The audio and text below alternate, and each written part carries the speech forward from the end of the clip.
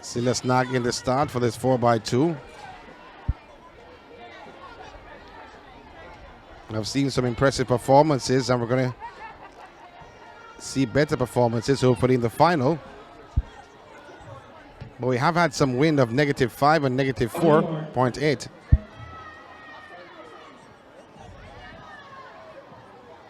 Once again, they're on their marks. Barks Road, Harbourview, Greater Portmore, halfway tree, Brompton, Angels, and Belmont Park. So going well in lane 6. You have Brompton. Also, you have to look now in lane 4 is halfway tree. Greater Portmore in lane 4, pardon me. And they're gaining somewhat on halfway tree, who's in lane 5.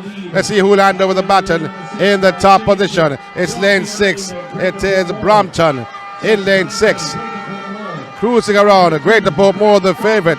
Halfway tree trying to reel in. Moving on the inside, Harbourview trying to come back in the mix. They're in lane 3. So Brompton, who is in lane 6, having an advantage. I will not use slides. This is the second leg of the 4x2. But Harbourview in lane 3 is moving in the top position for this second exchange. It's Harbourview hands over the baton in the top spot. Greater Portmore is in second. Brompton third.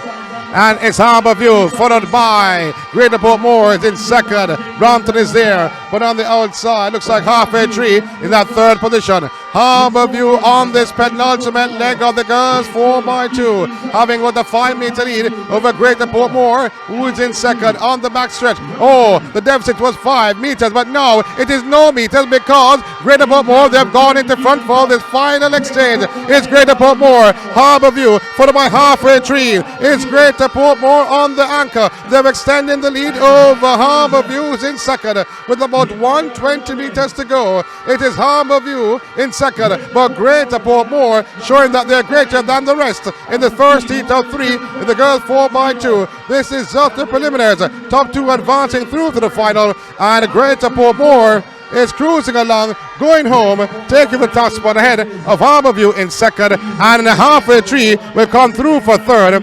156.90 seconds for Greater Portmore, 156.89 for Greater Portmore, and Harbourview is second. No time on the board just yet for Harbourview.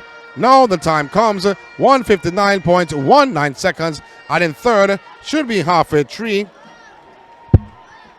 2 minutes 00.82 seconds. The top 3 in that heat. However, the top 2 advances automatically to the final.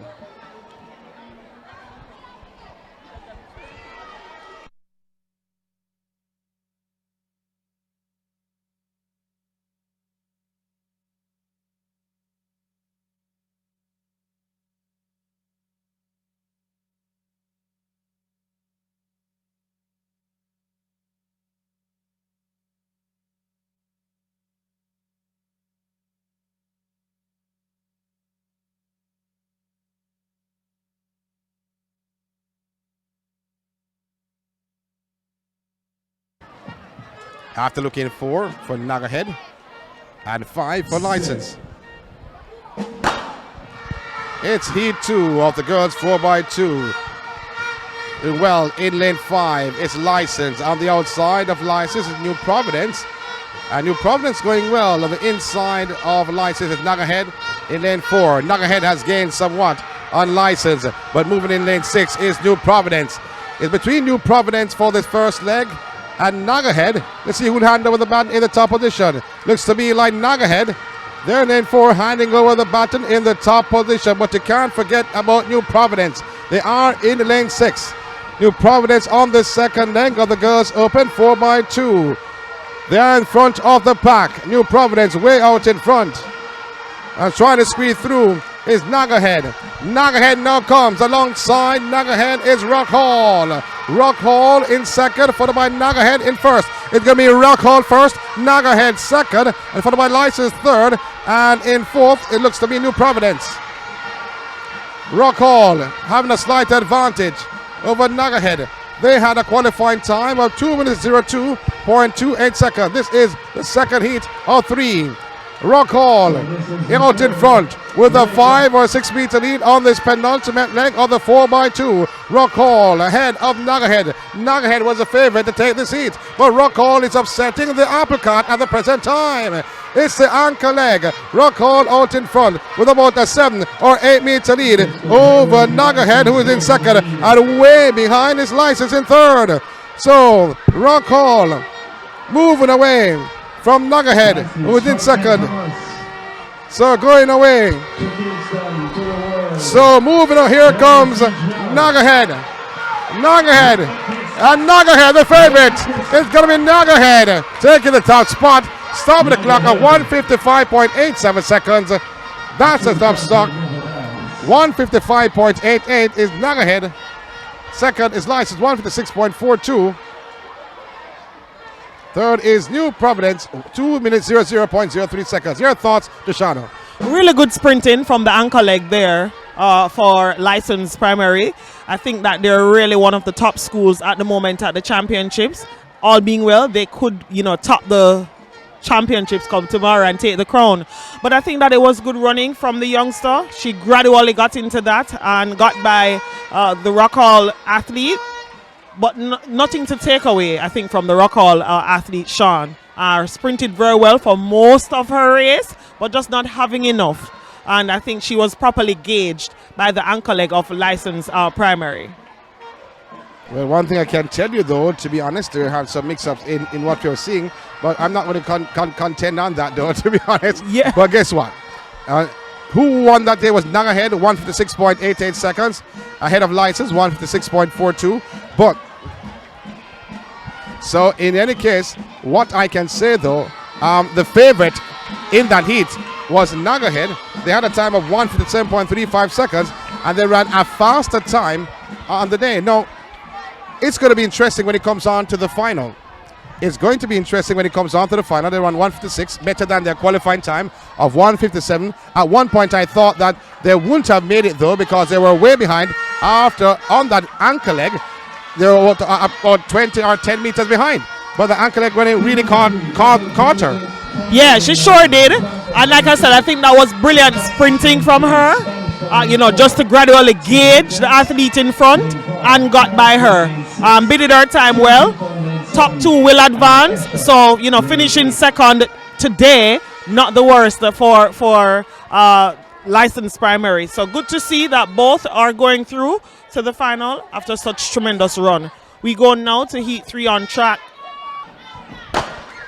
It's a start of the third and final heat of the girls 4x2. Going on well. It is Carisbrook. On the inside of Carisbrook is St. Richards on the first leg. Carisbrook, they've gained on Kensington, who is in 7. But Carisbrook in lane 6 in the green uniform is pushing along. On the inside of Carisbrook is St. Richards in that red uniform, and way behind Spanish Town, who came into this heat with the fastest time. St. Richards handing over the baton in the top position. You hear the screams from the grandstand because of St. Richards. Oh, they're going to be disqualified. They're going to be disqualified. She has actually run in lane 1. She has come around in lane 1. Oh my word. I don't see the official flags going up, but she's in the wrong lane. Now she's come back round for St. Richards, who should be in lane 5. Ah, my word. Well, they hand over the baton in the top position on this penultimate leg.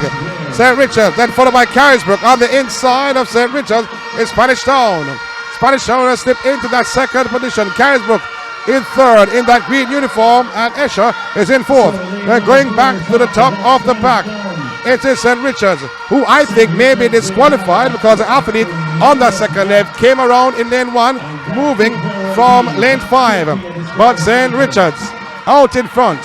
Spanish Town is in second on this final exchange. In third is Carisbrook. That's the top 3. But here comes Carisbrook passing Spanish Town for that second position. But going back to the top of the pack, St. Richards cruising around in the home stretch. They have about a 30-meter lead, followed by Carisbrook, who's in second, and then Spanish Town, who's in third. But by the rule book and by what I see, I think, though, that it may be a disqualification. But no, it is St. Patrick's who is starting for that third spot. St. Patrick and Spanish Town. It's going to be St. Patrick's for third, Carisbrook in second, and St. Richards, who I think will be disqualified, has come in that top position. St. Richards 156.51 seconds. Carisbrook should be second. Not on the board just as yet, but 156.51 for St. Richards. Carisbrook is second, and in third, St. Patrick's, they say, in second. I'm not sure if there might be a disqualification. I'll tell you why. Let me hear. So the race gets going. The ladies are the girls are told to compete in their lanes all the way to where the 200 meters would originally start. That's wrong, though. The board is wrong because Carisbrook were in the green uniform. They were second.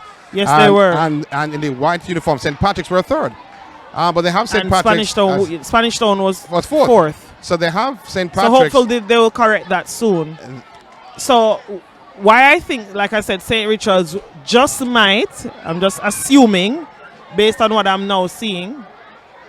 So initially, what they had, once the race started, the second turnover, the first exchange, had the athletes coming to the line in a huddle versus being in their lanes. And I think as such, St. Richards being in lane 1, she ran in lane 1. Right, it has been corrected now. Carisbrook was second, as you said earlier, 2 minutes 00.11 St. second. Patrick's St. Patrick third. What you were saying, though?